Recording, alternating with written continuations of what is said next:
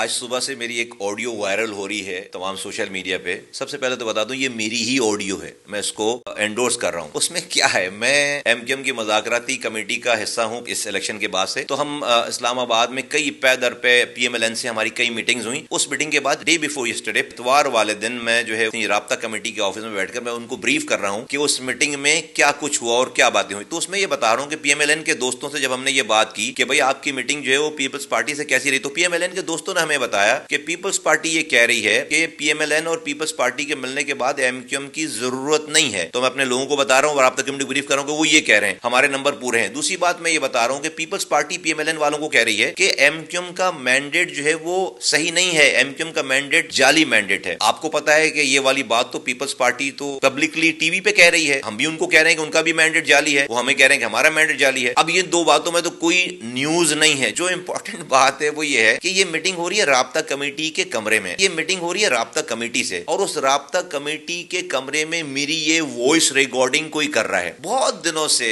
ہمیں یہ اطلاعات تھیں کہ ہمارے رینکس اینڈ فائل میں کوئی ایم کیو ایم لندن کے لوگ بیٹھے ہوئے ہیں اور وہ ان کے لیے کام کر رہے ہیں. ہمیں پتہ نہیں چل پا رہا تھا, شک تھا کچھ لوگوں پہ, لیکن ہم کنفرم نہیں ہو پا رہے تھے. اس آڈیو نے ہمیں تمام فورنزک جب ہم نے اس کا چیک کرایا, معلوم کرا, تو ہمیں ایگزیکٹ پتہ چل گیا کہ کون ہے جو رابطہ کمیٹی میں بیٹھ کر ایم کیو ایم لندن کے لیے کام کر رہا ہے. کیونکہ یہ آڈیو ریلیز جو کی ہے وہ لندن نے کی, وہ سمجھنے کو بہت بڑی چیز ان کے ہاتھ لگ گئی ہے. نارمل گفتگو ہے جو کہ ٹی وی پہ بھی وہی بات ہو رہی ہے, اس میں کوئی سیکرٹ نہیں ہے. لیکن اہم بات اس کے اندر ہے کہ رابطہ کمیٹی کے اندر کی گفتگو جو ہے وہ کوئی ریکارڈ کر کے لندن کو بھیج رہا ہے. تو لندن نے اس کو صبح سویرے جو ہے اس کو ریلیز کر دیا, یہ سمجھ کے کہ بہت ہی بڑی کوئی چیز ان کے ہاتھ میں لگ گئی ہے. لیکن ان کو یہ اندازہ نہیں جو ان کا ایک گھس بیٹھیا ہمارے درمیان بیٹھا ہوا ہے, جو ان کا ایجنٹ بیٹھا ہوا ہے, اس نے اس کی پکڑائی دے دی ہے. تو ہمیں ایگزیکٹلی پتہ چل گیا کہ ہمارے درمیان ہمارے خلاف, اس پارٹی کے خلاف, اس قوم کے خلاف کون ہے, ہمارے خلاف کون کام کر رہا ہے. تو جس چیز کا ہمیں بہت دنوں سے انتظار تھا, کوششوں میں لگے ہوئے تھے, اس آڈیو لیک کے ذریعے ہمیں اس پرسنالٹی کا پتہ چل گیا کہ جو ہمارے خلاف کام کر رہے ہیں.